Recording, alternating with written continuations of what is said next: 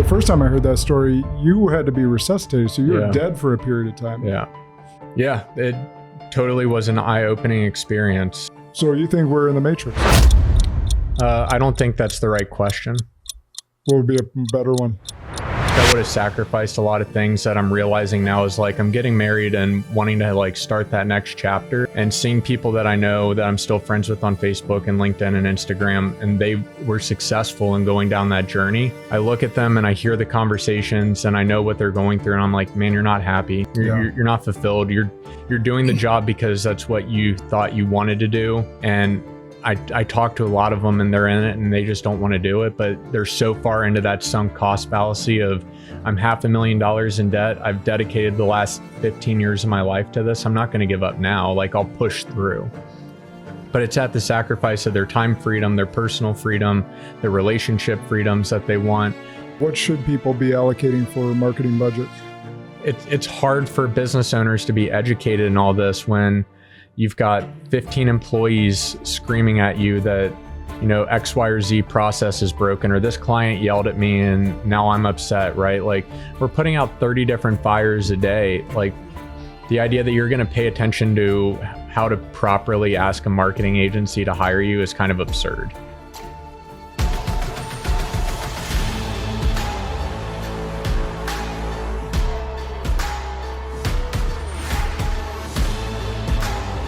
This is Sparta! Welcome back to Spartan Leadership. I'm your host, Josh Kosnick, and this is your podcast for leadership, inspiration, and impact. And today, we get a fireside chat. We're in the studio with my good friend, Alex Vonderhaar, and he came in from Ohio to speak to our Bridge Builder Mastermind, and I said, hey, let's hop on the podcast. So here we are. Here we are. Alex, welcome. Thanks for having me, man. This is a cool setup. It's a fun setup, yeah, especially when we can do it in person. These are always more, I don't know, they just always flow better when you can have that face-to-face interaction versus the Zoom screens.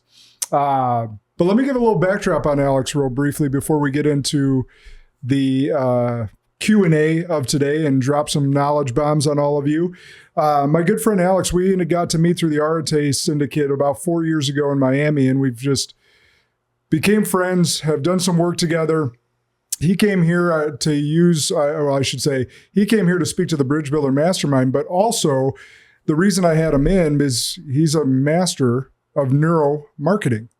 And I wanted everyone in that mastermind to experience his big brain. And I want all of you to hear his big brain on some topics on marketing today. He's recently married. Oh, yeah. So congratulations. Thank you. 9.5 years of dating. She was starting to look at the clock, wondering when that was ever going to happen. I can imagine. I'm the exact opposite. I proposed to Jenna after 6 months. So there you go. Maybe my clock was ticking. I don't know. No, I'm just like, I see it. I want it. I ask for what I want. But that being said, they got their honeymoon coming up. They're taking 30 days in Europe. It's going to be an amazing vacation. I'm so excited, man. I've been telling people I'm going to eat, pray, love my way through Italy. And from what I've heard, I probably won't come back a pound heavier with it's the actually way their amazing. Food is and walking everywhere. And oh, yeah.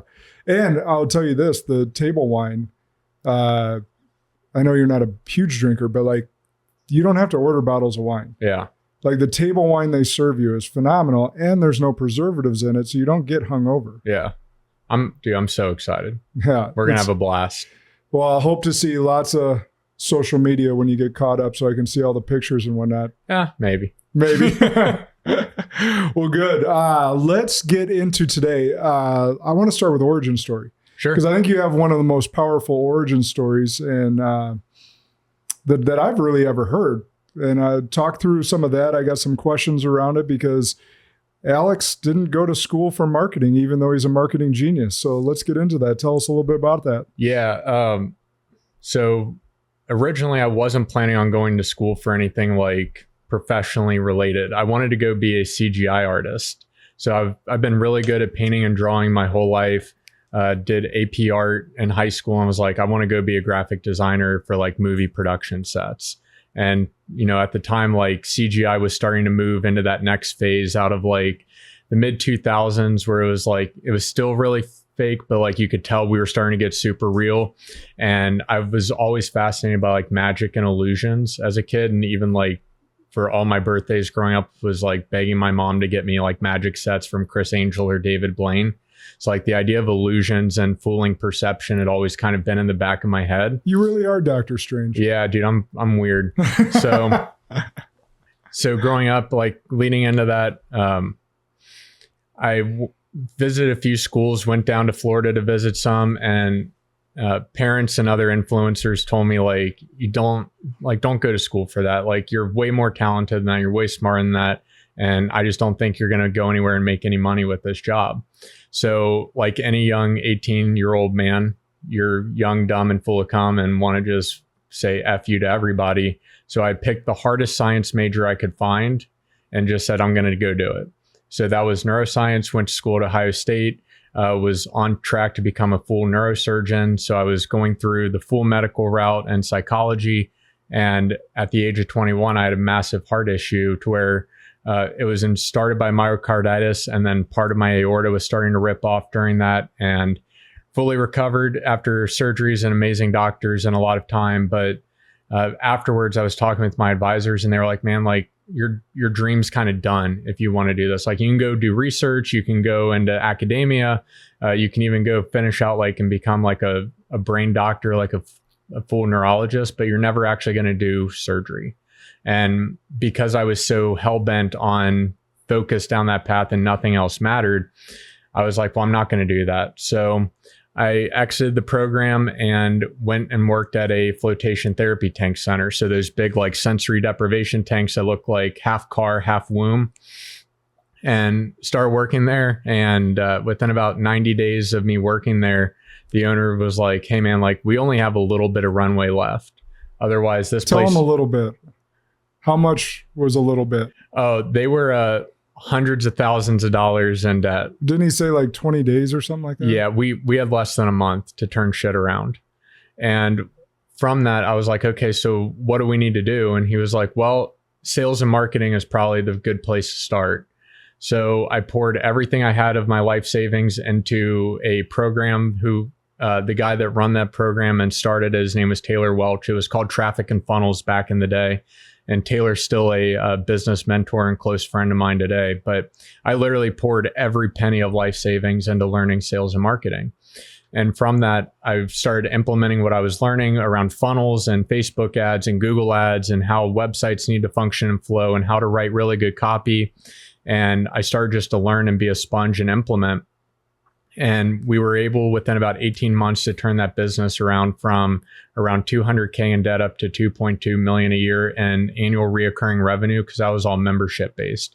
So we didn't count top line revenue of like somebody came in and was one and done or used the sauna once or anything like that. Like it was all based around membership sales. So I did that with him, and I was still making $8.25 an hour, which was my starting rate prior. And I was managing 2 brick and mortar locations for him and a team of, about 13 females, all under the age of 20, who had no desire to keep a job. They just wanted to show up, clock in, clock out, and sit on their phone. So I told him, I was like, look, like you either need to promote me, get me up higher, or give me a piece of the equity of what I'm building, or I'm gone. He didn't want to do that. So I left. I took a part-time job doing door-to-door sales. And I did really well at that, actually, because it was really easy for me just to walk up to people and be like, hey, like, can I talk to you about turning your coal plant that's burning dinosaur bones into using clean sun energy to fuel your home? And I would get people to laugh and break barriers and get to kind of know how to approach people cold. Did that, but it got run off the road by a car one day and broke my glasses. And I called Megan, my now wife, and was like, hey, just got run off the road. I'm fine. My glasses are broken and I really can't see that well. So I might need you to come get me. And she was like, you're quitting that job. And I was like, what do you mean I'm quitting this job? Like, that means we're still living in mom's basement. I don't have any money left because I poured it all into learning how to do advertising and marketing. And she was like, that's exactly it. Like, you need to go do this. So that was 8 years ago. And here we are, man. We're one of 5 neuromarketing agencies in the US. There's other people that say they do it. But when you get into it, most of them have no idea what they're doing. But yeah, we work on some really cool projects. Well, I want to back up because you kind of downplayed your heart attack story. First of all, you had myocarditis before, 2021. Before it was cool. This was after getting the jab. like 2015, 2016.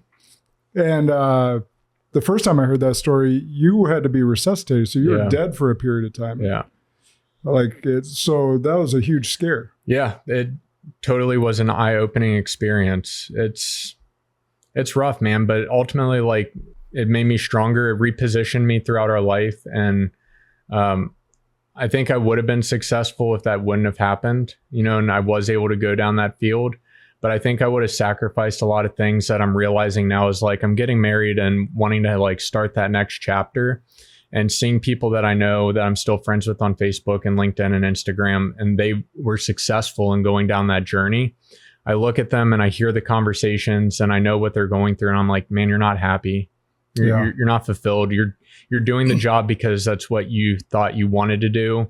And I talk to a lot of them and they're in it and they just don't want to do it, but they're so far into that sunk cost fallacy of I'm $500,000 in debt. I've dedicated the last 15 years of my life to this. I'm not going to give up now. Like, I'll push through.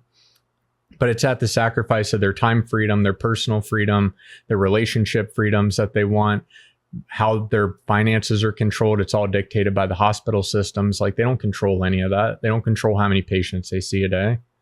Yeah. No, so you go and start this marketing company, and it's just you and Megan at the time, right? Megan wasn't even working for me at the time. It was just you. It was all on me, yeah. At the time, so we met working at Best Buy on the same day together. Hold on, I didn't know that part. Yeah. You know that I started right out of college as a sales manager for Best Buy, right? No, I didn't know that. So it's another common connection. I was slinging PlayStations, Xboxes, cameras, and laptops. And she was working front desk, like checkout and front desk stuff. But yeah, we started on the same day together. And like within 3 weeks of knowing this girl, I was already super like physically attracted to her, but mentally is like 3 weeks in, she texted me and she was like, do you want to go on a family vacation with me? And I'm like, oh, what do you mean a family vacation? You want to introduce me to parents already and we're not even dating? Well, and she was like, we're going to go down to Dale Hollow Lake, which is in Kentucky. And it's maybe like an hour and a half drive from where we live. And the whole time I'm sitting there thinking, man, this really attractive woman just asked me to go on a lake vacation with her where I get to see her in a bikini. Hell yeah, man. That's great. So you meet at Best. So you start this thing on your own. Yeah, she was still working at Best Buy when I started this. And it wasn't far after. Then she started working for a bank as a teller and receptionist. Like, what was the original vision? Because she tells you to start this because you studied this well and grew this float business for someone else. Yeah. But now it's a whole different thing. You got to grow your own business. So what's it like going in, like, and you're thinking like, what's step one? How do I do this? Get clients.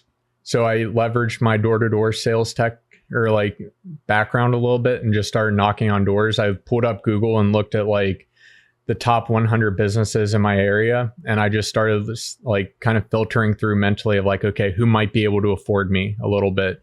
And I was charging so little, man. I was charging $500 a month to do like Facebook ads, funnel development, like stuff that should cost, thousands and thousands of dollars a month. I was charging $500 for. So I was like, I just got to get my feet wet. I got to get the brand and the reputation built that I can do this. And at the time, I didn't know, like, I was trying to develop a brand. Like, I was just like, I just need more customers to be able to support ourselves, move out, start everything that we needed to start.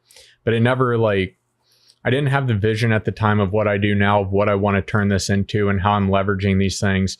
It was purely, I know I have a skill and I know I can make money if I apply this skill in the marketplace. But at that point, like, even though like on my business card and stuff that I had printed up, it said CEO and founder, but like I didn't think like a CEO yet because I didn't have that experience. I only saw what the guy from the Float Center did and how he ran things. And I just knew like that's not the right way. He made a lot of money in a really short amount of time, but karma's a real bitch and that comes back to bite you in the ass. And I saw that play out because about 6 months after I left, he put the business on the market to sell and didn't disclose some of the dirty practices that he was doing behind my back and behind customers' backs. And when he went to sell, all of these negative assets started showing up on like P&L statements. And they're like, why do we have $200,000 of gift cards that don't exist? Yeah. So that got all sorted out. He had to move to Mexico to avoid the IRS for a little bit, and they yanked his visa to come back. Like, karma always catches up in some way. But I saw a lot of these small things. I was like, there's just better ways, man. Like, being a good human being and being a capitalist and being a CEO can coexist. And while I was actually working at the float tank, I was listening to Gary Vee videos too, just to kind of get like a pulse of what somebody that runs a Madison Avenue level company, even though he's in New York, like, what do they think? Like, what are they talking about? What's important for them at that level? And I saw somebody online dogging him, and his name was Andy Frisella. And he was just dogging. He was like, man, I'm friends with Gary Vee, but there's a lot of shit that he says that I just don't agree with. And I'm like, okay, well, I've been listening to Gary and he seems to be pretty right so far. So what don't you agree with? And this was when Andy was doing MF CEO Project. So I found MF CEO and fell in love with that and really resonated with how Andy was able to blend like conscious capitalism and having strong morals and ethics into how you want to build a business, and proving that you don't have to be a shitbag to do that. Mm-hmm. So from there, that's when he launched Arete Syndicate. And the very first opening of Arete Syndicate, they wanted an extremely exorbitant price for. And I mean, I'm a year and a half into business. I can't afford that, nor do I have the systems or the people to where I would really get benefit out of that besides just being in the ecosphere. So then when they split that off from the syndicate to the accelerator, that's when I hopped in, and it completely changed my life and changed my business from there. And that's what I'm saying. Like, I think I would have been successful if I followed a different path, but I don't think I would have been happy and fulfilled with what I'm doing, because I've gotten to do really cool things. Like, outside of helping make people a lot of money through advertising and growing their business and helping them market themselves where they didn't think was possible. Like, I've gotten to meet you. I've gotten to go on vacations all around the world where I'm getting paid to work. Like, you wouldn't get to do that if you were stuck in a hospital. You're limited based off of your geography and off of your skill set and where your license is and everything. Like, you're so constricted for the sake of a paycheck. Yeah. And as I've gotten older and realized like what truly being a CEO is and how I want to run my life and my business and my family, it shifted everything. Yeah, that's amazing. Well, beyond the story, what I hope you guys are getting, I really hope you're getting this. So I literally introduce Alex anytime I'm around people or going to refer someone to him or bring him into this mastermind as one of the smartest human beings I know. And he is. That being said, he's a consummate learner. That ego is not there about I know it all or I'm smarter than you. Like, he's investing and spending money and getting around people that he knows are just a little bit further down the road. Yeah. Or maybe a lot of bit. And Gary, a lot of them are a lot of bit down the road. Gary from or me. Andy's case, they're both way further down the road than both of us. But either way, you're constantly learning. Like, what drives that in you? I don't know. I'm just a nerd, man. I just like learning things. Like when I hired Taylor to help me, part of Traffic and Funnels, I mean, dude, he already had an 8-figure agency. And I was looking at that like, okay, like that can't be a fluke. You don't get to 8 figures. You might be able to get to $1 million or, 1 to 3 if it's a fluke, right? You pop off, you go viral, people love it for whatever reason, but there's no real backbone there. But you can't sustain an 8-figure business for half a decade up to a decade without doing something right. Yeah. So I don't know, man. I think I've been guided by a lot of different forces. God's one of them. My family's another one, to where you don't recognize it as that's being influencing into your life at that time until you get the retrospective view, to where you're able to view like, man, like that changed the whole trajectory. And what's that quote? Like, you don't know you're in the good old days until they're gone, type thing. And that's kind of what I feel like with a lot of this, is like, that felt like the good old days, but even today feels like the good old days, because what's coming next is going to be that next level. And that's going to come with its own problems and challenges. And you're going to look back and be like, man, that was actually really easy. Why did I get stuck here so long? Yeah. And I think that perspective of having people that are much further down the road from you be like, dude, this isn't even a problem to worry about. Like, I can't tell you how many times Taylor has told me, like, dude, why are you stressing over this? This is literally a nothing problem. And it, like, at the time, like, shit, dude, $100,000 isn't a nothing problem. Right. And then when you reach that next stage, you're like, oh man, like this really is a nothing problem. Well, I think that comes with experience, right? Like, oh, for sure. The first time you face $100,000 problem, it seems like the world is crumbling. Yeah. But then after you faced it once and you get through it, the next time you face it, maybe it's not the next time, but maybe 2 or 3 times for certain people, you're like, yeah, it is a nothing problem. Then you face $1 million problem. Then that feels like the world's ending. Yeah. Face it a couple times, it's a nothing problem. Yeah. And I think money was probably the bad example for that, because my wife is really good at pulling me out of like the money problem side of it. If there's ever something where like I tweak for just a second, that really doesn't eat at me. And she's been good about like reframing and recalibrating me for that. What chews at me is the people problems of like when I know like I had the insufficiency to like have that hard conversation with them when something first came up, or like I let something fester too long and then I forgot about it and moved on to something else, and it pops its head up again. And then I'm thinking like, man, like I feel like we already addressed this problem and it's not fixed. Like before being able to fix those, or like being guilty of not like admitting I was wrong, like immediately, and being like, whoa, that was me. I'm sorry. Let's reframe and reset that.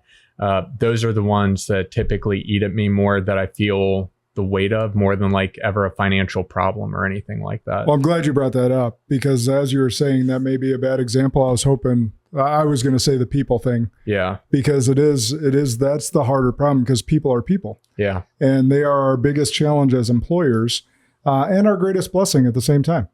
Well, we're people too, right? Yeah, so we're people too. And none of us are perfect. None of us walking this earth today are perfect, no matter what some egotistical ones or narcissistic ones want to think. That's just the reality. Yeah. So what I found with that, though, is the people problems are by far and away the biggest problems that most employers will face. And at the same time, as you walk through them, you get better. But I have a theory or a belief that God continues to resurface a problem until you fully grasp the lesson he's trying to teach you. Yep. So speaking of one you brought up, what have you learned about hard conversations? I think like the obvious cliche is that all hard conversations are my problem that I didn't deal with initially. Right. And that a lot of our world that we see is kind of reflected through our own lens in that way. Like if you're seeing somebody be lazy on something to where that doesn't meet your standard of performance, is that really laziness, or is that them doing the best they can, but they're operating with one hand tied behind their back? Right. And for me, it's coming at it with more empathy than what I'm used to giving. I'm not naturally a very empathetic person. And I think that comes from a lot of my upbringing of like just not pouring empathy into other people religiously. And that's been a huge mountain for me to climb, is like slowing down, taking a beat, and realizing that people are not on the same path and trajectory that I am. So my expectations of them, of where I see their potential going, while I should call that out and need to call that out in them, it's not necessarily my place to drive them there if they don't want to be driven there. And I super struggle with that, because I'm like, man, if they could just change this one thing, I know they would have a tremendously different life. But they got to want it, and I can't instill that want into them. And that's like one of those people things that, like, as you get more people around you, and especially if you're good at reading people from that standpoint, like it hurts, because you want them to win. Yep. And the fact that they don't want to, I think for me reads to me as like arrogant or entitled, when for them, that's not their perspective. That's not their view of life. That's not their desires and beliefs. Like, and if they don't want to be the ones to improve that, like my job then shifts into support mode, which I'm learning how to do, of like, look, man, if you want to make 50 grand a year and do this one job and that's all you want to do, we will find every possibility for you to take your free time and do something with it that you've always dreamed of doing.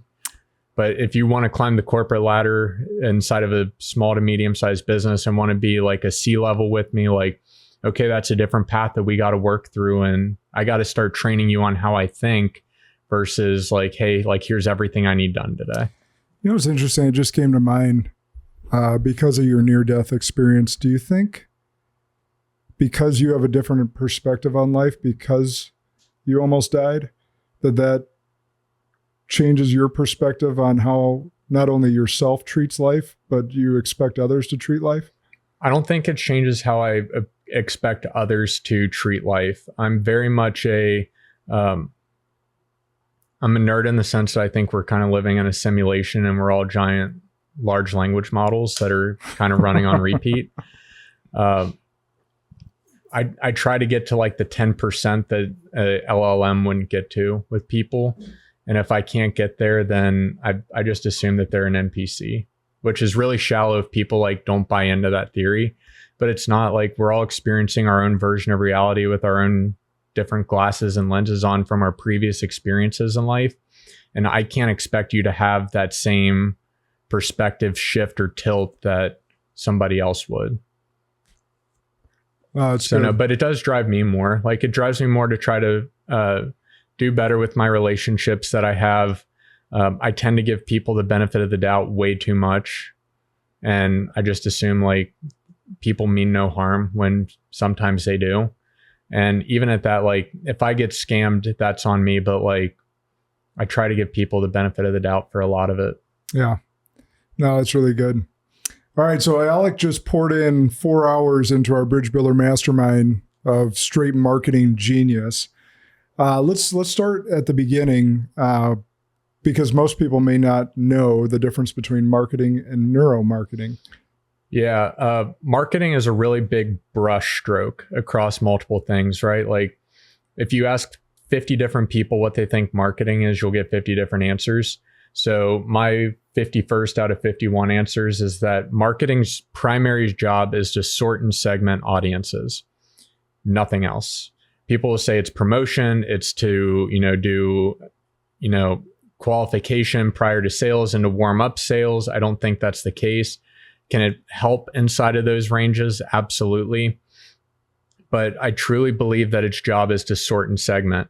And when we look at the brain's number one job is to filter information and then assign it meaning and start to categorize that for what do we associate with this? What's the emotion? Do I need to live in safety or fear? Do I not have to worry about safety and fear with the information that's coming in? And it's just constantly processing all of this. Well, some really smart neuroscientists said, well, why don't we shove people inside of an fMRI machine and show them ads and different marketing material? And all of that information lived in academia. And it was based in scientific papers. So most people, unless you're trained on how to read scientific papers, have no idea what they're looking at. So I'd be one of them. So having my background, I was able to look at, read through abstracts and look at how the study was done and look at what they were going for and whether or not the results ended up in their favor or not. So as I was scrolling through these hundreds and hundreds of articles, I was like, man, like, this is just a no-brainer as far as like everything that it relates back to with my education, how I think about world and like what my childhood was, like wanting to be a magician and like studying illusionists. Like, it's all the same thing. It's getting people into a state of excitement and then sorting and filtering their way through. Like, that's what really good hypnotists do. They try to give a pulse of the audience first. It was like a stage hypnotist to see who's going to be the most susceptible. And then they pull them in for their act. It's the same thing. I'm filtering and segmenting throughout the entire audience of, a brand or a product or an industry, seeing who's going to pop off with excitement or what can we do to cause excitement inside of that. And then I'm going to sort and filter them down to figure out if this product and service is the right thing for them. Oh, that's great. So it's really targeting how the human mind works and designing campaigns, whatever else it may be, to target, to be able to get them into the system somehow, if they're meant to be in that system, meaning the segmentation. Yeah, totally. And where most marketers fail is that they're tacticians. They're not strategists.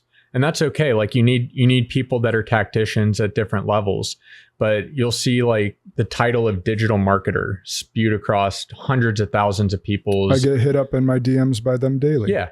But they may be really good tacticians, but as you saw today, like what we do with brand builders, unless you have a comprehensive view of how all these tactics fit together and why they work the way that they work, you're just going to spend money. You're going to think negatively of marketers and advertisers altogether. It's no different than a financial advisor, right? Like you may know, hey, like these few things are about to pop off, but if you don't know this overall strategy of where somebody's going to go, the whole thing flips on its head and you did more harm than good.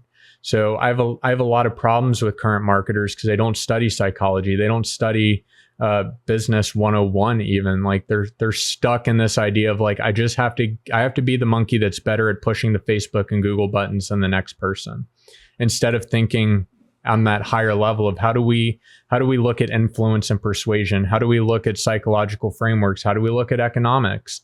Like we blended economics, business, psychology, marketing, advertising, positioning, branding, all of that in today's like 4.5-hour workshop, but it was all still centered around marketing. Yeah. No, it's so good. And if you're not thinking like that, like you're just a tactician. And like I said, there's a time and a place for them. If I'm pitting my digital marketing and like ad buying team up against each other, I'm looking to see who's the best tactician inside of there. But ultimately, like if you want to ever be that high level CMO or think at that next level, you can't get stuck there because there's always going to be somebody that's better than you at that. Well, so speaking of, so now people are thinking, okay, how do I tell what's a good marketer and what's a bad marketer? In your opinion or perspective, how can they tell? Besides calling you or emailing you and saying, hey, Alex, we need help. Yeah, they got to, I mean, a good litmus test is like, let me see your swipe file. Do you know what a swipe file is? So a swipe file is Alex probably does, but I have no clue. So a swipe file is like a collection of ads or marketing materials or websites or promotions that you found influential to you or caused you to stop the scroll. And if you're not saving those and doing your own like pause around what stops you if you're going through this, then you're just kind of guessing for the most part. And you may know like, oh, I need to adjust ad copy here, or like my click-through rate dropped a little bit there, but it's all vanity metrics to point to different signals in the marketplace. I want to see like, if I was another business owner looking to hire an agency, like I would want to see what inspires them, like what makes them stop and pause and go like, man, that's a good ad. And if they don't have that, they're either lazy and have never thought to create one, which is a bad warning sign because they're not thinking large enough yet, right? Like they're still stuck in tactics, or they're so dull and arrogant that they think that they're the best at what they do. And either way, like you're doomed from the beginning. So what might be some, beyond the swipe file, some other questions they may ask someone that's trying to pitch them services or they're looking to hire? Totally. Would I, as the business owner, own my assets? Is one of the first questions we train our audience to ask. What I mean by assets, like if, let's say I don't have a GA4 or Google Analytics account set up, right? If they set it up, would I own that? Or what if you guys build me my website? Do I own the copy? Do I own the images? Do I own everything, or do you guys? And if I don't, what do I have to pay to get it from you? What about my ad account? Same thing. If I don't have ad accounts set up and you guys set them up, who owns it? Because at the end of the day, your agency that you're hiring should be acting as if they are your employees, but guiding you and kind of being that fractional CMO with you along that journey.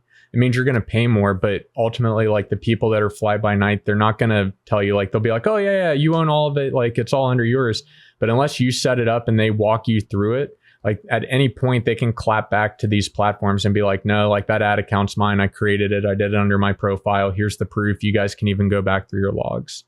Well, even if they set up a CRM for you and run some of your campaigns through that, I had that problem with the dude setting it up under Go High Level, but under his account. So we didn't actually own, he could have booted us off at any point and totally screwed our CRM system up because we were under him. Yeah. So do you own your assets? It's such an easy question to kind of filter out the people that are going to screw you over long-term versus the ones that are truly in it for that business to succeed. That's so interesting. I would even take it further, not just marketing, but audio video, because we shot for the event for Bridge Builder Live. We'll do a quick ad. Bridge Builder Live coming August 7th. If you haven't signed up yet, you got about 7 days to do so. We shot AV, right? So for companies that were going to shoot the video and do the audio. Yep. And one of the companies was, we wouldn't have the rights to the video that they shot, even though it's me on stage, my words, my intellectual property, stuff of that nature. So Alec immediately said, no, we're not going with that. Yeah. So it's stuff you got. Who owns the assets is, that's number one question. Yeah. Because if you're going to pay the money, shouldn't you own it? You would think so. Yeah. Now that's different if like I'm getting into the idea of like, hey, I'm going into, like, let's say you and I went into business, right? And you've got Kairos and you've got all your other amazing brands. Let's say for Kairos, like you wanted to offer like a marketing section inside of a class, right? And you wanted to forever live there. Like my IP could be that, and I could sell that to you or rent it to you for that time. But ultimately, like that's still my asset, right? And that's different. Some agencies will try to sell you their intellectual property and then be like, yeah, you just have to run this system. But if you're not with us, you can't run this system. And that to me gets a little squirrely and weird too. Some of it works. Other times, like it's just better not to go down that route. Yeah. What are a couple other questions before we move on? Like what else do people ask me, or like what else should they be asking with marketing? I don't really tell people to focus on the most obvious one, which is what's my ROI going to be? Because if you ask that out of the agency, you're kind of doing a few things. You're setting yourself up in their eyes as like needing to be able to perform versus like wanting to be able to perform for you. No, like, and there's a big difference. Like when clients come to us that are new, before, like during the sales process, and somebody's like, what's my ROI out of all this going to be? My answer to them every single time is, you may not get a single dollar back. And then what's the response? They usually just sit there and wait for me to say more, just like you did there. And it's really important because people that do claim-based ads for a marketing agency, one, it's illegal by the FTC, so you shouldn't be doing it anyway. But two, like it also kind of puts you as the business owner and the agency already in a weird spot inside of the relationship. It's table stakes that I perform for you. Like that's just the name of the job. So if I come in and I'm like, oh yeah, man, like we're going to skyrocket this and hit like a 7 or 10x within the first month. Like as you saw today, when we were building out frameworks, like if you're missing all of those pieces for me to be able to say, I'm going to generate you X amount of revenue in so many days, it's just not realistic. And most of the time they're saying that without ever looking at your industry or knowing your seasonality or knowing your market and how good your offer is, how competitive it is inside of your like geographical location. If you are restrictive, like why would you ever get into business with somebody that their very first question is, how do I benefit off of this the most? Yeah. Yeah. That's a very good point. It's not gonna last. So like when we were talking about our ICP3s earlier, like clients that pretend that they're going to be your top customer, client, but they end up being turd balls. Like, how do we tell? That's a really big sign for us. It's not that I don't want these questions to come up, but if that's like in the first like 2 to 5 minutes of our conversation is how much of a return are you going to get me? Like, I already know who I'm dealing with and I know what that outcome is going to be. But from the business owner side, like it isn't an unreasonable question to ask them like, hey, what are like across this industry, if you guys have worked with e-com, right? What's the average that most of your e-com clients take and how long did it take to get there? And what steps did you guys have to take that were outside of my scope of work that you guys are about to show me now? Far more nuanced question. Yeah, because we're getting down into like, okay, not everybody's the same and not every solution is cookie cutter. So let's approach it from that standpoint. Because if you're getting into an agency that only does automotive or they only do whatever your industry is, odds are you're going to get run through a cookie cutter system, which means you're going to get the same assets, the same protocols, and same everything else as all the other customers that they have. And on the surface, you might think, wow, that's really great because they've had time to work out the kinks. They know the market really well. But on the backside of that, from the operator perspective, I can tell you all of them are just recycling everything. So you're getting the same copy, the same creative, the same assets, the same website, the same landing pages as somebody else.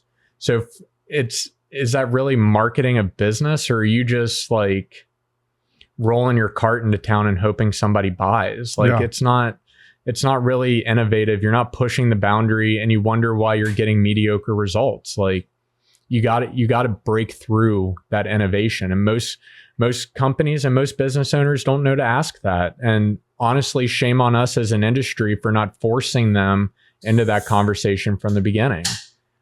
Yeah. Well, I think marketing is such a paradoxical black hole for most. And I do think that's partly you're bad on the market, not you personally, but marketing companies, that's partly your fault and partly our fault on the consumer end of not educating ourselves more on what real marketing is for our companies. Yeah, well, I mean, business owners, no matter what stage you're at, right? Like, we all want more, we all want better. And obviously, like, money's a good thing. It shouldn't not be talked about. It's hard for business owners to be educated in all this when you've got 15 employees screaming at you that, you know, X, Y, or Z process is broken, or this client yelled at me and now I'm upset, right? Like, we're putting out 30 different fires a day. Like, the idea that you're going to pay attention to how to properly ask a marketing agency to hire you is kind of absurd. Yeah. Right. Like, it's not going to play out the way you want it to, but getting educated in the basics of, like, just good business. Like, I would think a lot of the business, like, even ones that, like, I can't say their names, but like, are, you know, high 8-10 figure companies, they don't ask the right questions when they're going to hire an agency. I'm like, you guys are worth how much money and you don't know to ask the basic questions? And at first I was stuck in the bad position of, like, assuming that they knew to ask these questions until I asked them, and they were like, you're the first person that's ever said this to me. Like, you got to be kidding me. How many agencies have you been through? Oh, we go through about one every 2 to 3 years. I'm like, have any of them ever fit the bill for what you're looking for? No, we've actually had a lot of problems with them. Yeah. You think you might want to shine that mirror up a little bit, bud? Like, this is your job, sitting in this seat. Yeah. You would think so. So this question came up today in the group, but it's probably good for everyone to hear it as well. I know it varies by industry, but what should people be allocating for marketing budget? Yeah, it does vary a lot. And it determines, I mean, industry to industry is one big factor. Your total addressable market, or your TAM, is another big factor. Like, how many people can you actually advertise and market to? That's a huge determinant of your budget. The general rule of thumb of what we tell people is like 15 to 17% of top line annual sales a year is what you should allocate if you want to stay at the level that you're at today. If you want to grow, you need to go above it. If you don't think you're ever going to lose a customer again, and you just think you're going to forever coast into the sunset, you don't have to spend a dime. But the reality is, people move, people die, people go through different life stages, and some people go out of business. Like, you're going to need a constant pipeline of something, even if it's not the volume of, you know, hundreds of thousands of leads a month, but like, you do need a pipeline. Otherwise, you don't have a sales process. You're just kind of an order taker, and you're hoping that people stop by your window one day on accident and just magically want to spend money with you. It's not the case, especially in a digital world where we're all in each other's business and we're all voyeurs to some degree. Like, it's not the case. So you need to at least be spending money to protect your current business at the level that it is. And that's usually about like 15%. Good. What is your opinion on building a personal brand versus just the company brand? I don't think there's a big difference. This is where Gary V and I agree a lot. He says build both, and I fully agree. Like, VaynerMedia wouldn't be what it is without Gary's personal brand. Anything Gary touches would turn into gold, right? And a lot of that doesn't come from VaynerMedia. It comes from his personal brand. But his team inside of Vayner is so good that it has its own brand associated with it, even if Gary were to step away tomorrow. Well, that's good. First Form's the same way, right? Like, Andy built a massive, popular social media following, and his podcast is one of the top podcasts in the world for years and years now. It's a personal brand play, but First Form's generated a ton of gain from that.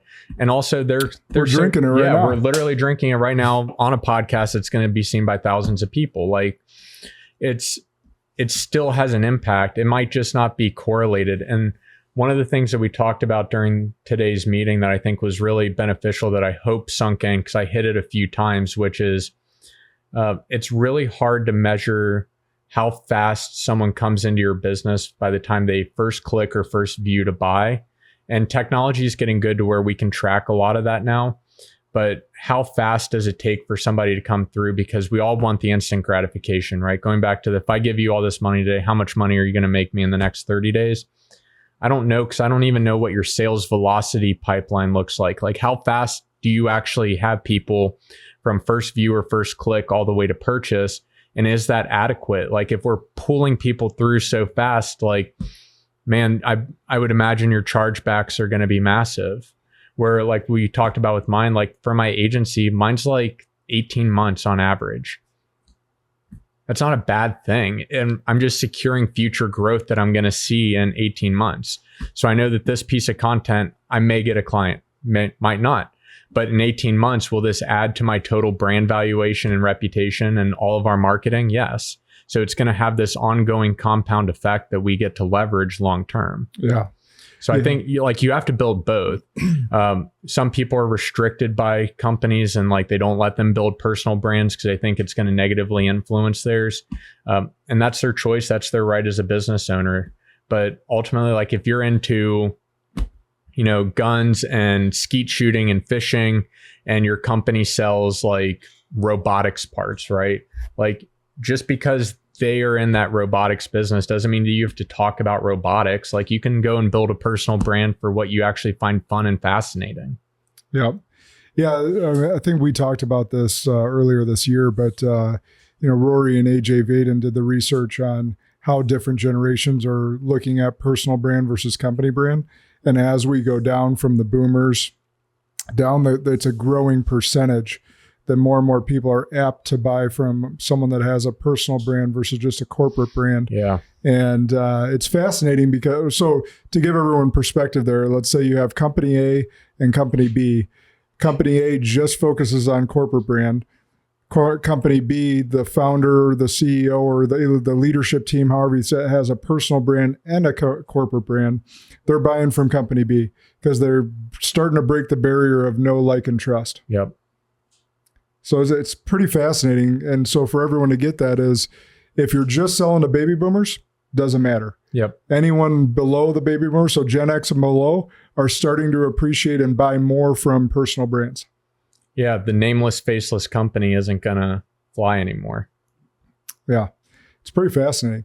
So let's shift gears. Sure. What can AI do in marketing now or possibly in the near future versus what are people or companies going to need still some help from people like you? Yeah, I mean, a big one is like what I showed earlier. How do all of your products fit together? What's the customer journey look like? How are we crafting narratives that fit that long-term goal and vision for what you want? And how do we get product market fit through motivators and influence and persuasion? All of that is not, chat doesn't do a great job of any of that, right? And unless you're programming it and kind of feeding its own data set with a lot of that information initially, it's not going to pull very good results. Like I can spot AI written content anywhere. It doesn't mean it's not good. Like some of it is good, but I'm sure it took them hours and hours and hours to get to that end result. And they didn't test any of it. They didn't like run it through basic psychological filters to try to get to that end result. What is going to be really cool with AI in the next probably like, I don't even know what today is, June 24th or July 26th, I believe. Yeah. So I'm not good with dates and time, shit like that. Maybe you're living in the past because you just got married. Time doesn't exist. Just jazz and good times. Where it's going to get really cool and where brands need to start looking at is, it just got reported on Reuters. That's a hard slang to pull together. That ChatGPT is pairing up with Shopify and a few other brands like Stripe to get integrated into chat. So you never have to leave chat to purchase a product. which is crazy because when we were at Google a few weeks ago and talking with their team, the stat that they pulled out for us was that 80% of their users currently engage with Google without ever clicking on a link.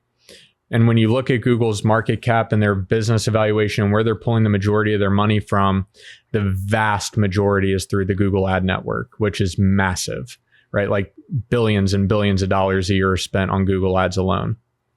So if you're saying, okay, well, 80% of the traffic that's coming into Google is leaving without ever clicking on anything, Google's market's about to shrink real fast.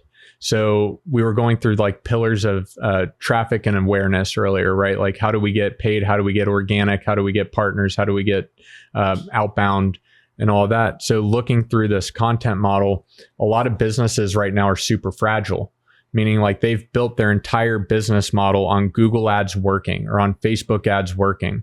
And when the first iOS 14 update rolled out, which was when Apple and Google or Apple and Facebook had their feud and like tracking privacy information went away and all that stuff, a lot of businesses went under. Like we were working with some of them that were even inside of Arete Syndicate that were spending over $1 million a year in ads on Facebook overnight, done. Because they couldn't pivot fast enough because they built their business on stilts and they had no way to pivot quickly and efficiently. So looking at their model and how they would have adapted today, it's getting really far away from this idea of like, I can survive on paid because I know my customer acquisition costs, that's dialed in through paid. And I know it's going to take, 5 visits with email marketing to get them back to the site. Like that's all great. But if we're not diversifying and looking at different things like SEO is about to become massive again. And my team's been spending the last 3 years doing nothing but spinning up an unstoppable SEO machine because all of these large language models, whether it's Perplexity, Claude, Gemini or ChatGPT or any of the other ones, they're all based on the first 3 pages of Google's indexing platform anyway. So if you're not ranking on SEO to begin with, like you got a major problem to start.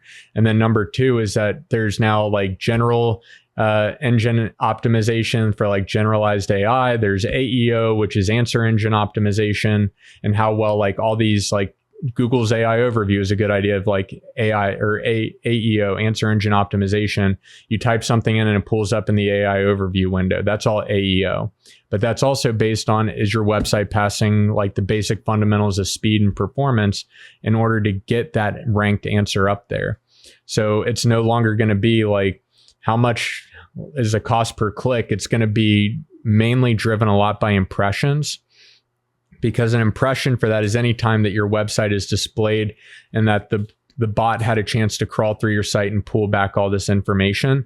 So a lot of companies right now are seeing impressions go through the roof because these AI bots are picking up on their website, but clicks are just like falling off of a cliff because the bot's not clicking on anything. It's just scanning the information that you've indexed through Google and then starting to display it inside of Chat or Perplexity or any of these other places.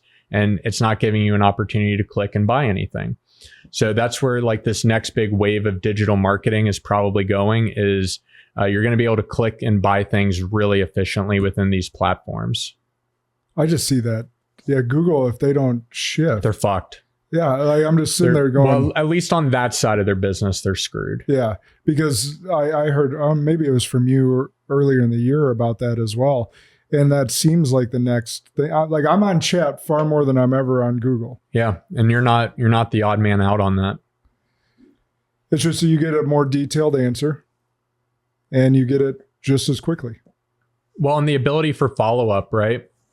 Without having to think through a lot of follow-up type of scenario, like brain power wise.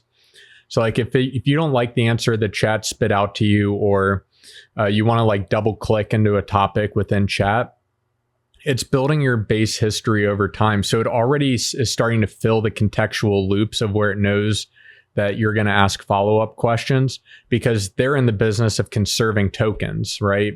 They don't want to overuse tokens on basic questions when all it would have taken was a little bit of extra on the first pool to give you a sufficient answer. Mm-hmm. So the context of how it's wrapping your perception around information is vastly unique to you compared to what it would be for mine. Yeah, absolutely. Actually, it reminded me of whoever the CEO of OpenAI came out and Altman. said, Altman said, please stop saying thank you and being nice to the chat. It's taking up X amount of energy or tokens. I am forever going to be nice to chat. I'm mean and ruthless to Alexa, but I will forever be nice to chat. I've called Alexa. I've threw that son bitch out as soon as, I mean, we always had the assumption that like they were listening, but after talking with people that were developers and some people that are in the know of the know, I threw that turd out. I was like, you are no longer welcome in my house. Well, our phones are always listening too, but Alexa, I never got into. Well, I mean, Apple's its own weird thing, right? Like they're a walled garden, and I believe that they would have way more encryption in place just based off of their current technology stack than what Amazon would. Yeah, because fair. Amazon doesn't seem to pull AWS information, and I don't know. It's weird for me. I know a little bit too much that I probably shouldn't on that. Yeah, that's fair. All right. So again, switching gears, because you've gone a little bit rogue in your ways of marketing nowadays, especially as a marketer, and have gone into more print stuff. And you even posted something cool that Hormozy did with direct mailers. Yeah. You're doing direct mailers. This has been a lost art over the last 20 years. Even, I don't know if you're doing this, but I've seen it start a little bit with some more unique companies on windshield wiper ads. Yeah. They're coming back. They are. Whereas people, my age, because I'm older than you, like we would never look at those things and throw them away. Whereas people nowadays are so used to being targeted on Facebook or Instagram or any social thing. They're like, oh, something's under my windshield wiper. What is that? Yeah. So talk a little bit more what you see with direct mail and some alternate uses of marketing. Direct mail is awesome, and people dog on it. I love, especially if you've done like a really good job of testing your messaging on social, because you do get that rapid fired feedback. It allows you to really craft your message well when you have a good copywriter or a good marketing team that knows what they're doing. So you can pull a lot of that information and then leverage it in direct mail, where you do have more of that upfront cost, and it may take 30, 60, 90, 120 days to see the return of direct mail, where on like a Facebook ad, you're going to see the return pretty quickly or you're not. So there is a gamble, but the gamble also comes with way more of an upside to it. So Hormozy, with his new book coming out, I don't even remember the title of it, but the marketing of it was really good. So I don't know whether it was from when I filled out a form from him or somewhere, or I bought one of his books, probably when I bought his one of his last books, now that I'm thinking about it. He got my home contact information to send the book there. Well, yesterday in the mail, before I flew out here, I saw that he had sent me a direct mail piece. And on it was a one-sided letter. On the back, it had like their terms and conditions and stuff like that. But on the actual mailer, he sent one page typed out, and he sent a fridge magnet, and it was all for his live event that he's doing. And I was sitting back, I was like, this is probably one of the smartest moves he could have ever made with this book launch, because people are expecting to see him on social because he's the social media content guy, right? But doing direct mail, he reached a already existing audience that he had contact information for in a unique way that's going to deliver massive ROI for him. And what are you seeing? So for me, I just think about this, like I hate opening mail, honestly, because it's usually just bills or junk. However, if it's unique or something that's more like out of left field, I tend to, or if I think it's a check, we'll throw that caveat in there. I like mailbox money. But if it's unique, I may open it. So what would you suggest to stand out amongst the mailbox? Yeah, it's knowing who your audience is number one. And I know that's like the most cliche marketing answer ever, but truly, like if you know that your audience is, let's say like millennial, like the top end of the millennials through boomers and up, I would never do a direct mail piece for them because of exactly what you just said. Like the odds of you opening that direct mail piece are really low.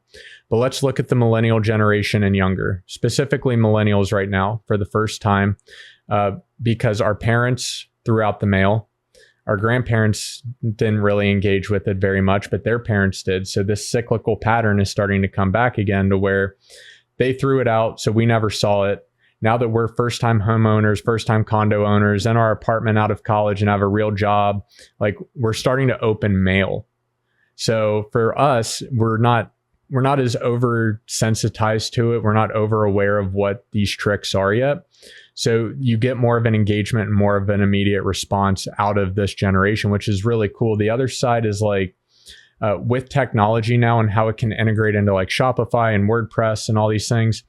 Let's say that you and your wife and the kids want to go take a cruise, right? You click on a cruise website. It looks like, you guys want to go to the Maldives. What a great vacation. I wouldn't take my kids to the Maldives. No? Or Maldives. I'm taking Jenna. Oh, well, there you That's go. it. So let's say you're on that page of the website, and through cookies, like being able to track you across the internet, it knows based off of your Gmail and your cookies that you went to that website page. And now with technology and the way that these printing presses work, they're all digital prints now. So you don't have to print the same thing 100 million times. You can do individual pieces per run. So it would have your name, it would have the dates that you were looking for, the location, like a picture of the Maldives that you guys were looking at that was the same one on the website.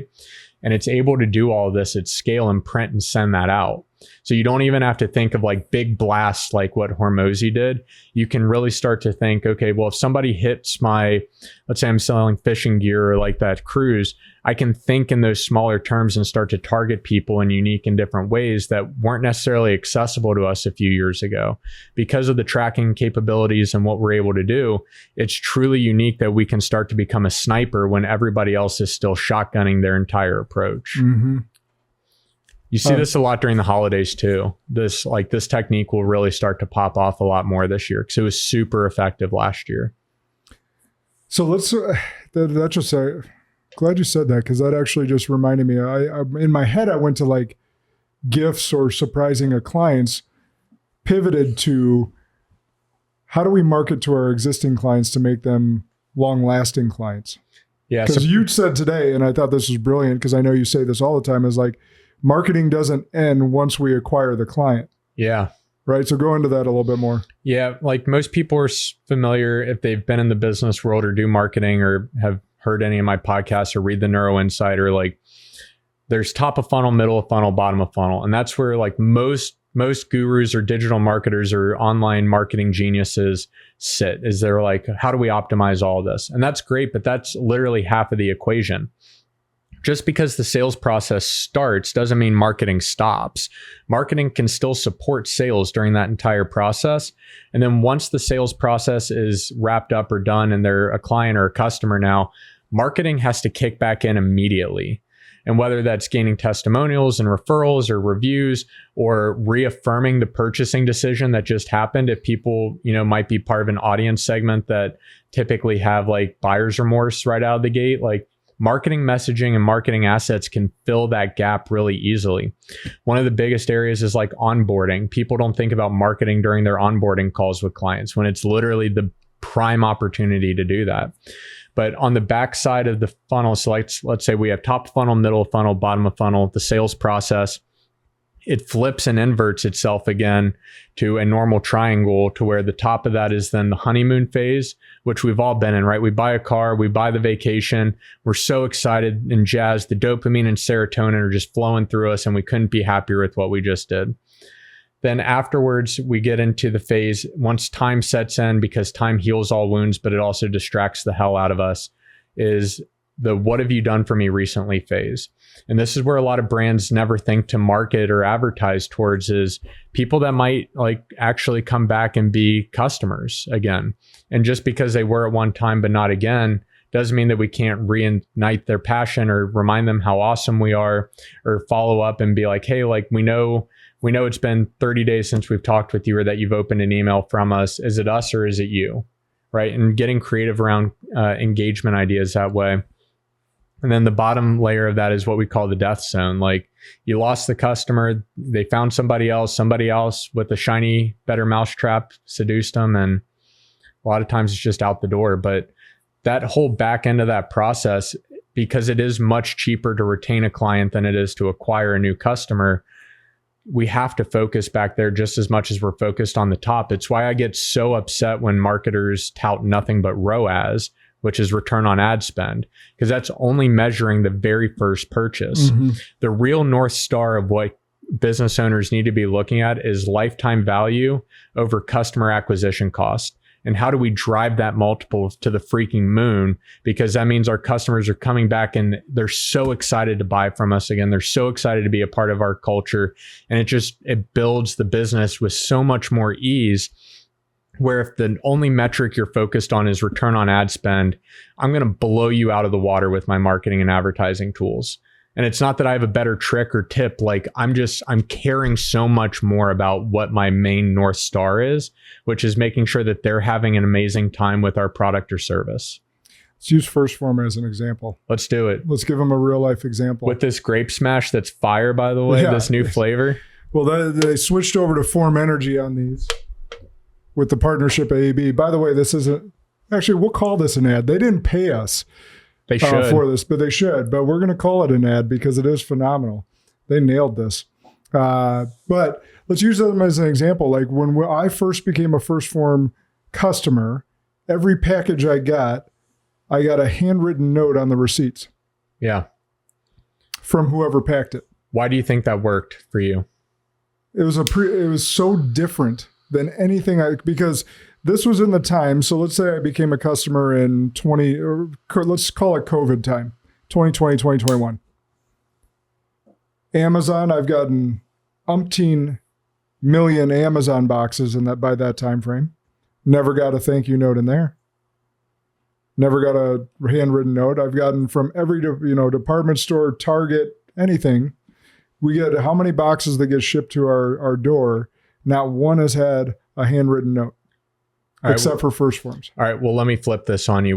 And you don't have to say the exact price, but to go out to a store and buy something for you, like what's the highest item that you think you've bought or spent on a product that was just for you, that you ordered or had to go to a store to pick up or anything like that? So we're not talking house, car, stuff of that nature. It could be, but I mean, most of those people kind of know the system already. Probably, engagement ring. Okay. Big life moment, right? Yeah. You got to be a little bit careful with the handwritten thank you note getting sent to the mail there, don't you? Yeah. The reason why First Form's handwritten letter works so well is because it plays on the number one psychological driver from any marketing campaign you can ever pull, which is surprise and delight. If you can surprise somebody, we get novelty. And then you're delighting them, which is a huge dopamine release. You are now wiring and associating that brand with an immense amount of pleasure for the brain.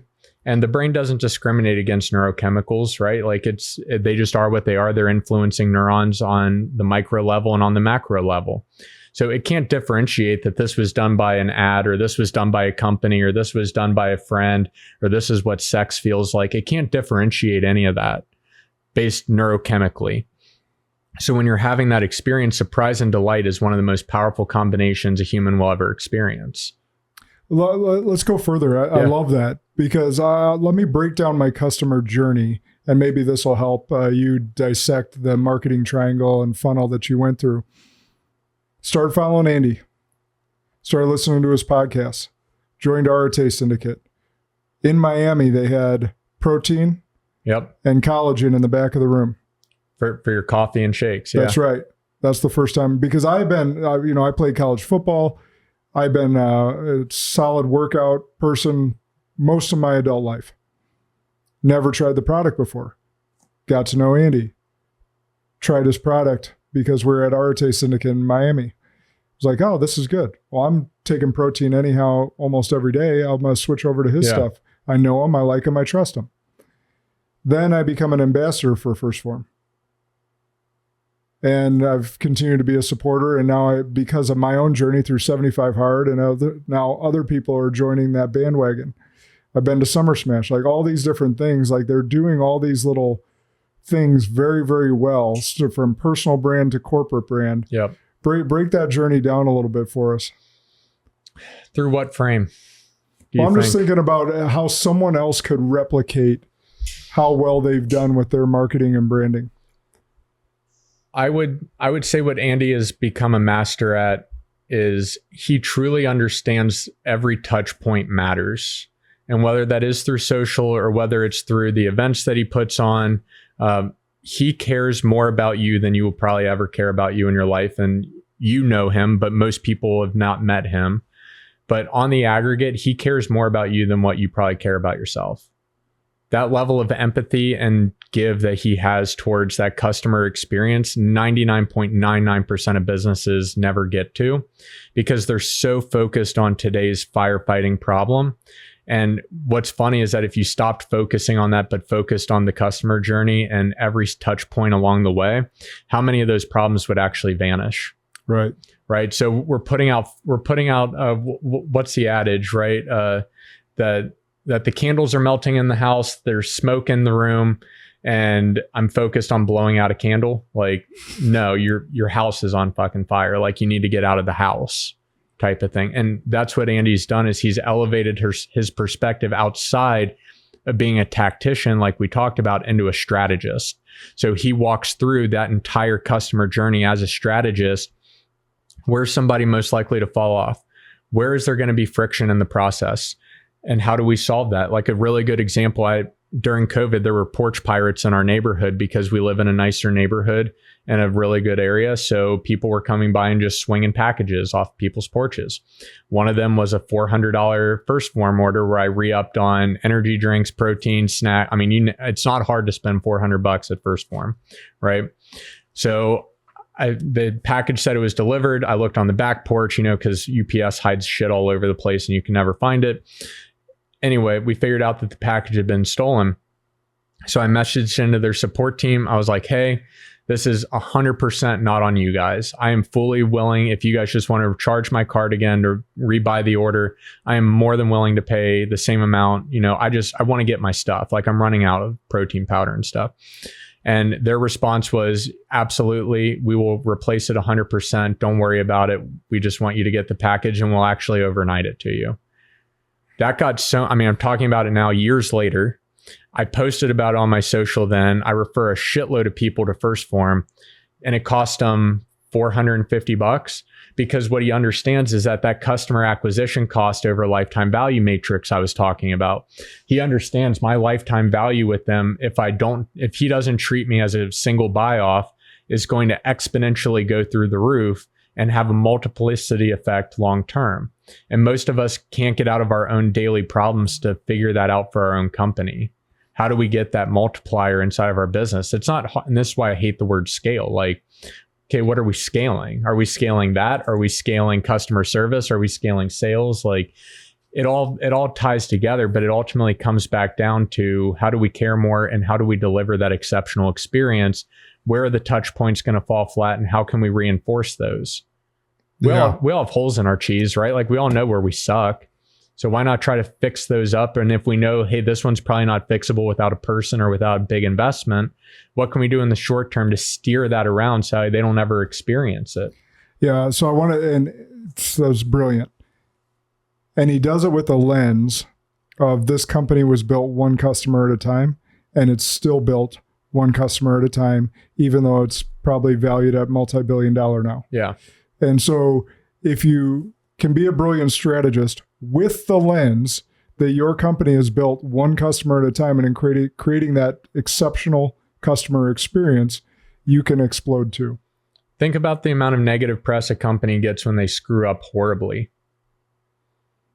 Yeah. That could have been fixed with the company just being like, dude, I'll refund your money and I'll try to make it right. Like, it's amazing how greedy and it's easy to blame greedy or scarcity, either way. Well, that's how I was getting ready to get into. Like, I don't necessarily want to blame the CEO for that, because while a lot of times it can be their fault because they didn't put the right systems and processes in place, oftentimes, like, it's the frontline workers that don't feel like they have the empowerment to make those judgment calls because they don't have the core values like what First Form does and what Arete Syndicate taught both of us to really install. because that's also why so many CEOs are just running around like chickens with their head cut off, is because they're handling everybody else's problems that they're paying their salary to handle.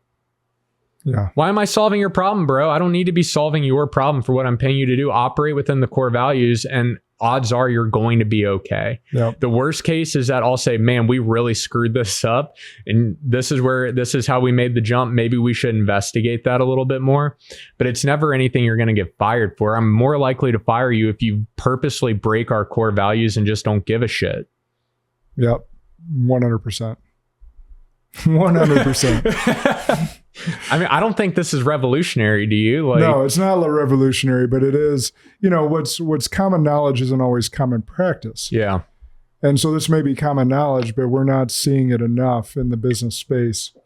And again, entrepreneurs, we're professional firefighters, but that's where systems and processes, having really strong core values that aren't just on the wall, but are actually practiced inside and out of your business. Yes. Can come into play and put out a lot of those fires before they begin. Yeah. I think it was you that did you have Newman on the podcast? Yeah. I think it was during his episode, he challenged people to think about, where do you install core values and how do you reward people, right? And give recognition, and don't just have them on the wall, but actually integrate them. I mean, core value awards are one thing, but like we start off every one of our leadership meetings talking about who saw a core value in somebody else over the last week, and what did that mean to them, and what did that mean to that person? That is brilliant. So that is something that most companies don't do. And that's the reason that most companies' employees, and actually leadership team for that matter, couldn't recite all their core values. If I went into most companies, just walk into any of them and say, hey, could you tell me what your company core values are? And I could ask all the way up the chain, and they may get one or two right, but they do not know them all, and they don't know why they are core values in the first place. Yeah. But being able to have not just company core value awards, but coaching through them. Hey, if there was a slip up, like you mentioned earlier, hey, what core value did we go against there?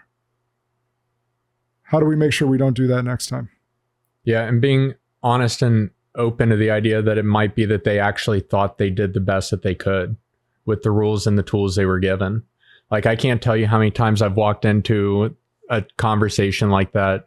And this is where we were talking about earlier, like the people side of it hurts, especially if like, that you have to have that hard conversation, but seeing it flipped with an open mind and being like, man, like I really didn't equip this person with everything they needed to have. That's on me. That's not on you. But it wouldn't be without that hard conversation that we would have discovered this. So thank you. I'm grateful. But ultimately, like, man, we fucked up. Yeah. And we got to fix it and make sure we don't do this again. Yeah, I know. I can't tell you how many like redo of websites we've had to do, or like comping people for like SEO or ad buying services for like months and months because somebody on our team screwed up. But it wasn't their screw up. It was mine. So I'm the one that eats it out of the paycheck, not them. Here's how I start every leadership team meeting, or for the first time meeting with this leadership team. Here's what I say. I got good news and bad news. Everything great that's going on in your business life right now is because of you. Can you guess the bad news? Everything bad going on in your business is because of you. Yep. And it's having that extreme ownership over the good and the bad, and a willingness to lean in and fix the bad, and which sometimes is people and sometimes is systems or processes or anything else in between. And it's just, are we willing to become the best? Yeah. Our best, not someone else's best. So it's spot on. All right. Last question before I get to my closing one. What marketing brilliance did we not cover that you feel would be really important for the audience to know?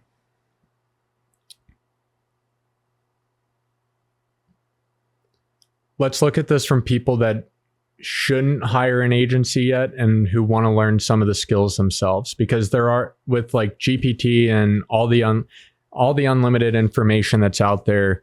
One of the questions I get a lot is, I don't even know where to start. Like, where do I start to become good at this so I can do this for my own business and don't have to worry about paying these people yet to do this? And then being able to judge them based off of my knowledge, whether or not they're skilled and proficient, right? Like, becoming more well-rounded in the field of marketing as a whole as a business owner. There's a few different lenses that I tell people. The swipe file is the first one. We talked about that here, right? So that's one. The second one is getting extremely good at copywriting. So I'm not talking about like the legal stuff of copywriting. I'm talking about like the words that we use to influence and convert people from it's the first click or first impression all the way through a purchase and everything after. Getting really good at that skill will make you more money than any other skill I can put inside of your hands. Can I give a little tip on that and see what you think? Yeah. So if they use chat or something of that nature to help them aid in copywriting. Yeah. One of the things that I would encourage you to do is find out if you really actually read it and digest it and think about, do you really like it? Does it actually feel like on brand with you? And making sure that as you're reading and digesting it, that what is good, you understand so that you can replicate it on your own. And what is bad or doesn't identify with you is actually scrapping that at the same time. Yes. Because instead of just asking chat and being like, okay, I'm going to go with that because chat said so, but actually reading it and actually making sure that it vibes with you and your brand and your authenticity. And as you do that, you'll actually be able to activate your brain to be able to do that better copywriting yourself without using chat. Am I correct? Yeah, dude. The biggest problem with entrepreneurs right now is that none of us read enough fiction books. I don't. I know. I can tell by the way you write, by the way you deliver content. You guys notice that Alex is very direct. Calling me out on my own show. It's because I love you and I want you to get better. Yeah. So I said copywriting, right? Yeah. As the number one skill that business owners need to know in order to instantly be able to print money for themselves. And instantly is kind of said tongue in cheek because it takes time to write and publish and do all that shit. But we're so focused on reading B2B books and nonfiction books and leadership books and everything else. And they are important. But ultimately, like, you reach a spot where there's not a lot of new information. It's just filtered through different people's stories. Mm-hmm. But those stories aren't written for the masses. They're written for you as the business owner. How many of us are actually selling to people just like us? Very few. And that target audience or the total addressable market, the TAM for that, is usually really small. But for a lot of like B2C people, your market is so much bigger than the books that you're reading, and that they're trying to influence their stories through you. And because our brain is a giant association machine, we're looking at that and saying, okay, successful book, this is how I need to write. Successful book, this is what I need to publish. There's a huge disconnect. So how do you reconnect? You read books that people are selling a lot of to the masses, which is fiction. So if we start studying fiction books and how narratives are woven together and how story development and arc development comes through, how do they pull out emotions? How do they use punctuation differently? That's what stands out. And that's how you become really like a sniper in your industry, to be able to say, I want to go after this audience, this target, here's my offer, and I'm going to deliver it. Because it's just baked into the masses at that level. Dang it, you're going to get me to read the Harry Potter series? Bro, I'll turn you on to Dragon Smut. That'll change your life. I will.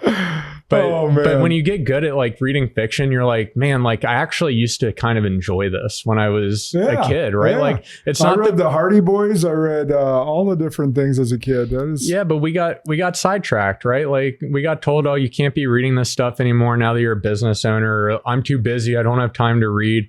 Like, dude, business owners were still scaling into the billions of dollars before social media. Yeah. And before the distraction of the internet. And what do all of them have in common? They were all readers. They all read all the freaking time. They weren't just reading fiction books or nonfiction books. I'm sorry. They were reading fiction. Like they were reading imaginary stories and talking about narratives, and they would have conversations with friends about it too. Yeah. That's cool. It unlocks a totally different perspective for you and how you think about your business as a character, how you think about yourself as like a character to have an alter ego. and being able to craft that narrative and share that narrative through your personal brand. Like, you can't tell me that Gary Vee is not a personal like alter ego of Gary Vaynerchuk, the person. Yeah. He has a lot of overlap, but like, man, like the dude's got an over the top personality, and he may have a little bit of that in his real life, but like, he's not going to be over the top in a business development meeting with his C-suite team. I'm sure there's still plenty of F-bombs, but beyond that, yeah, no, I get it. I mean, he's playing a role. Yeah. I mean, look at Kobe, right? Black Mamba. That's his alter ego, the story that he built and developed around himself. And what was Kobe known for? He was known for being a good student. Yep. And then voracious hard worker. Yeah. Yeah, absolutely. All right, last question. I always ask this one. You know it. What's an unpopular belief that you hold to be true that you believe most others disagree with? I think I already dropped it, which is where I think we're living in a simulation and that we're all LLMs. For those that don't know, LLM, large language model. So you think we're in the Matrix? Yeah. I think we're a subset of a subset. What does that mean for someone that's hearing this going, the hell's he talking about? I don't think that's the right question. What would be a better one? Where do I reframe my beliefs and ground myself? And I think that's why you're starting to see Christianity start to pop up again and become popular, is all the other religions that are popular, like Judaism and Islam, they're all baked into law. Like they're restricted by the law of the religion and the law of the country. Christianity, that's not the case. And it's kind of the foundational bedrock for a lot of this. I know this is kind of out there and people will severely yell at me online, which is fine. But like, what if, just play the thought experiment of like, what if Christ was actually like that next level up of an LLM that was like governing this one, and God was above him? Because we know that there's been multiple angels and demons and that they still exist, right? So if that's the case, are they just playing out their LLMs on our battlefield? That we all speak the same language historically, whether it's through pictures or words. I think it's weird that we only have one phonetic alphabet that's really kind of withstood the chance of time. Like, that's really weird to me, even though we had the Tower of Babel and everything else. Like, there's too many weird things that have happened throughout our history and throughout our evolution that point to this. Like, even the idea that like we're inside of a black hole. There was a recent paper that was studied. I don't remember who published it. I'm sure Alec can find it and put it in the show notes, where they essentially, because the conservation of energy law, right? Like, energy cannot be destroyed. It can only be like transformed or mutated into something else. They did a mathematical study of what is the total energetic atomic mass of the universe. And it's proportionally accurate to that if we were to be at the absolute center of a black hole. The math would compress and end up to be the same number. Which is, like, you know what I mean? Like, there's too many big things like that to where I don't believe that we're not just part of an ongoing simulation, which is why I'm cool with people believing whatever they want to believe and do whatever they want to do. Because what if at the end of this life that we experience, you fall into that simulation after that? So if you truly believe in heaven and what your perception of heaven through this life looks like is just training your next evolution as a AI character, AI player, and that's what you experience heaven to be like. But if I feel like I'm going to hell and I'm a bad person, fuck it, I don't care, then that next perception for me and that next experience will fall into that AI model. I think you just made some heads explode. Same with like reincarnation, right? Like, if you want to come back and give this life another chance because you really fucked up and have a lot of regrets. Interesting. And I think it's funny that people's biggest thing on their deathbed is that they wish they would have done something, or like they have all these regrets. I don't think that's on accident. I think that's priming, because we have a huge dump of DMT when we die. You know about this? Yep. The big hallucinogen, very short acting in the brain. It's abundant throughout nature, but it's weird for our brain that we only produce it a few times: when we dream, when we die, and when we're born. Which is funny because that's when our brains go on and offline through consciousness. Yeah. So I think there's something with that and tapping into the simulation. But I think it's interesting that we talk about our regrets and talk about seeing our life flash before our eyes again, and having that be what taps us into this next simulation. So you kind of, to pull this full back to my beginning story, I think I fell into a different simulation. When you died? Yeah. Interesting. Because like the experiences, the people, I wouldn't say like my attitude or my behavior changed much as a person. Like I've always really been this way. I don't really get angry or upset a lot. Like I'm pretty mellow keeled throughout most of my day. I've always been interested in illusions and magic and cool shit that makes your head kind of spin a little bit. But ultimately, like, I didn't change much. You know what I mean? So yeah. I feel like I just kind of slipped into this new alternative reality that's a different AI simulation that's playing through. Fascinating. All right. I got one big ask for the audience. Alex puts out an amazing monthly newsletter called Neuro Insider. How can they subscribe or get it? And it's cheap.